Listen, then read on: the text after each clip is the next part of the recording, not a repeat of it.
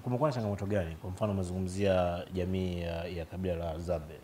Tunaamini kwa kile ambacho tunakiona na ambao tumekuwa tukipita kwenye mitandao ya kijamii ni kama kumekuwa na lugha gongana fulani hivi ambayo inawezekana kwa namna moja ama nyingine ikawa ni changamoto kufanya implementation ya kile ambacho mnakihitaji kukipeleka huko. Hilo la kwanza kwenye lugha.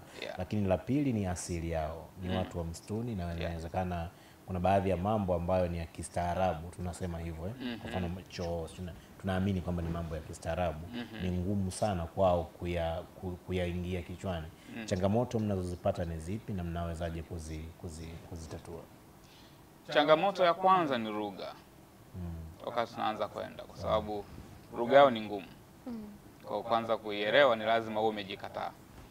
Kuna sehemu ambako tumeenda angalau kidogo wanazungumza Kiswahili, which is imefanya kazi kidogo kwa na haweni kidogo, lakini sasa wameanza kujichanganya. Kwa hiyo kuna ile wanatamani kubadilika.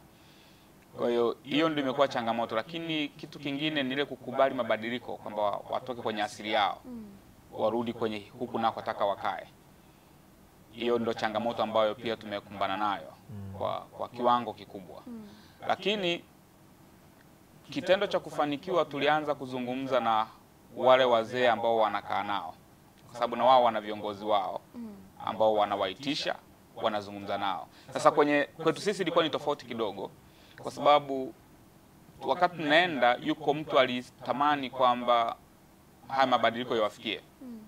Kwa nilipokuwa nazungumzana akasema kwamba nakuomba kaone familia yangu. Sasa napoomba kuona familia, nilijua kwamba nataka nione tu mke na watoto. Lakini alinichukua akanipeleka kwenye kijiji na niliwakuta tu amekaa kwenye mti. Wakati tunazungumza akasema tunaomba tusaidie, hatuna shule, hatuna choo, hatuna hospitali, hatuna maji. Sasa wakati naenda kutoka Miatu mjini kufika kule, hakuna basi, hakuna usafiri, public transportation haipo. Kwa lazima kutumia pikipiki ambayo pia ni very expensive mpaka kufika kule. Sasa wakati tunazungumza, mwitikio ulikuwa ni rahisi. Wao walitoa conditions tu kwamba tunatamani watoto wetu wabadilike, wawe kama hawa wengine, lakini hatuna namna ya kufika hapo. Kwa hiyo wakaleta ombi, unaweza kutusaidia tukapata shule, watoto wetu wakaenda shule, kwa sababu kutembea huu mbali ni mrefu. Na niliumia kwa sababu pia wakati natoka ilinilazimu kusimamisha gari mara 3 nisubiri nyoka zikatishe. Kwa kule ni majoka makubwa sana yanokatisha. Sasa kilicho ni motivate kusema kwamba we have to do something here, ni kile nilichokuwa nakiona. Swali likaja, kama mimi niko kwenye gari nasimamisha gari, vipi kuhusu watoto wadogo ambao wanataka watembea angalau ni either ni kilomita 15 kwenda shule? Wataumia.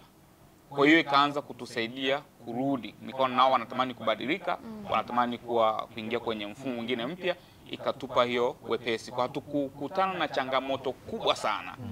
Changamoto nyingine tulikutana ni ile upinzani tu, kwa sababu ya watu walivyokuwa nafikiri ukizungumza nao sema hawa wanakuja hawatawasaidia, wanaongea tu, wao kwenye biashara.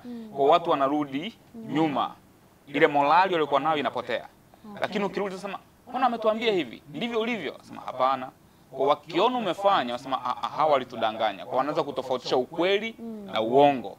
Kwa hizo ndizo ambazo tumekutana nazo, lakini mpaka sasa hakuna changamoto. Wananchi wamekubali kushiriki na kuunga mkono na tunaenda kwa pamoja kabisa. Morning Bantu.